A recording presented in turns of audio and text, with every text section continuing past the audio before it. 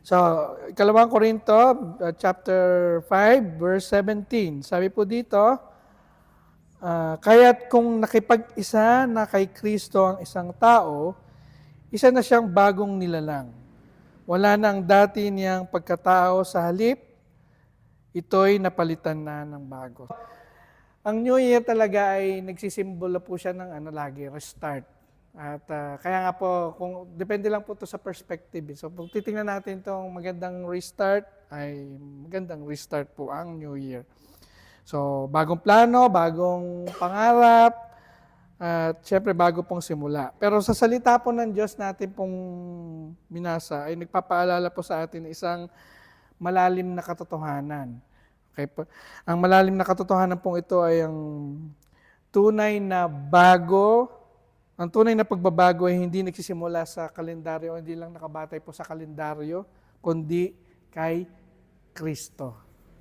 Ang bagong taon po ay hindi lamang pagkakataon para magbago, kundi ito rin po ay paalala sa atin, especially tayo po mga mananampalataya na tayo ay binago na ng ating pong Panginoon. So meron po ulit akong 3 punto na based dito sa verse o passage na ating pong pinagbabatayan. Okay? So una pong point ay ang pagbabago o pagpapanibago ay regalo ng Diyos. So, yun nga po yung isa sa magandang kumbaga ipinanghawakan po ng mananampalataya yung second chance. Lagi po may second chance. Ano po? At yun na nga po, dahil nga lagi may second chance, pwede po natin siyang i-view as a gift. Ano po? Sinabi nga po doon sa unang part ng talata, kung ang sino man ay na kay Kristo. Okay? At kung sino man ay na kay Kristo, so hindi po dito sinasabi na tayo ay dapat perpekto na o dapat masipag na o walang pagkukulang. Ang kondisyon lamang po ay malinaw, na kay Kristo. So kung tayo po ay na kay Kristo, ang sino man ang na kay Kristo. So mga kapatid, ang ating pong pagiging bagong nilalang ay hindi bunga ng sarili natin pong pagsisikap. At yun po ang ating pinanghahawakan. Sa halip, ito po ay, or kundi ito po ay biyaya na binigay ng Diyos sa atin. So ito po yung grace, biyaya.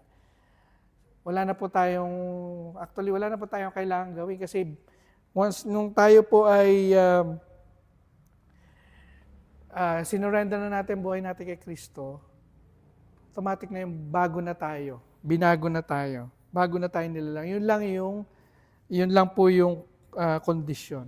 Dapat tayo ay na kay Kristo. Kaya,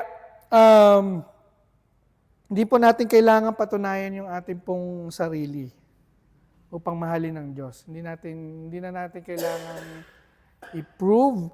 Sa halip, ang katotohanan po, ito dapat yung embrace po natin. Mahal na po tayo ng Diyos. Kaya nga po tayo niya binago.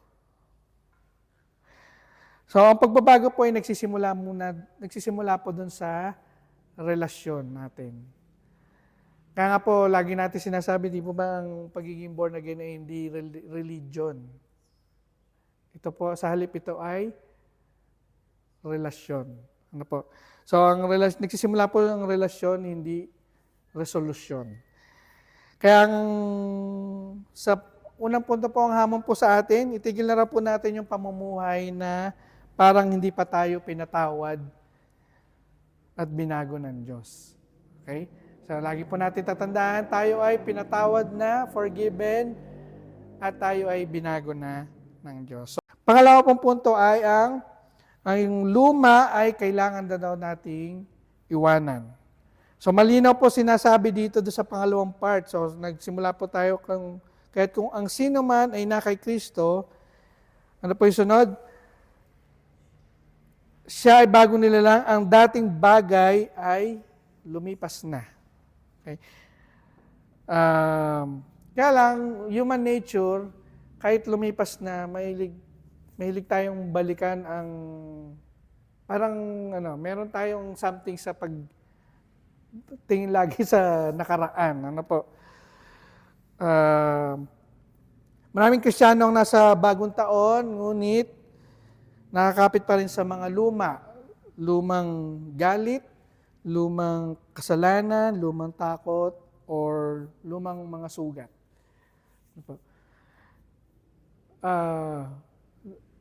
Sabihin niyo siguro, madali lang sabihin yan, LP. Makakalimutan agad. Hindi naman po, siyempre masama yung makaramdam na gano'n kasi natural po natin yun. Pero laging challenge po sa atin ay huwag tayong bumabad doon. Yun lang po yun. Huwag tayong bumabad sa mga sama ng loob, basta yung mga something lahat na may kinalaman sa nakaraan. Sa halip, ang dapat po natin gawin ay huwag daw po natin yakapin yung bagong buhay habang hawak pa rin daw po natin yung luma. Kasi mahirap po talagang mag-move forward pag may mga baggages pa kayong dala. Kaya maganda pong senyales lagi pag New Year. Yun yung parang pwede po nating gawing pang-motivate na, ay bago na, so kailangan na nating baguhin ang mga pananaw. Ang paglago po natin bilang mga mananampalataya ay may kasamang pagpapakumbaba at pagpapalaya. So ang pagpapatawad daw po ng Diyos ay sapat upang palayain na tayo. So yung forgiveness na naranasan natin sa ating pong Panginoon ay sapat na yun para maging malaya na rin po tayo dun sa mga baggages na pwede na nating iwan sa 2025. Ngayon, ang challenge po sa atin, meron pa rin po ba't humihila sa atin pabalik sa 2025? Ako meron, mga utang, sa dala-dala ko pa rin sa 2026. Pero kidding aside, panahon na po ito para isuko sa Panginoon. Yung kung ano man po meron tayo sa 2025 na na humihila sa atin down, halipit tayo po ay mag-move forward na. Ano pa? Okay? And last point po ay, ang bagong buhay ay isinasabuhay araw-araw. So kung makita po natin sa ating pong passage, sa verse na binasa, mga dating bagay lumipas na, narito ang lahat ay naging bago. So ang pagiging bago daw po, bagong nilalang ay isang katotohanan, ngunit ang pamumuhay nito ay isang araw-araw na desisyon. Ano po? Mula nung sinuko po natin buhay sa ating pong Panginoong Hesus ay bagong nilalang na tayo. Pero yung pamumuhay na naayon sa kalooban ng Diyos ay araw-araw po nating desisyon. Desisyon po natin yung lagi po nating pagpapasyahan araw-araw.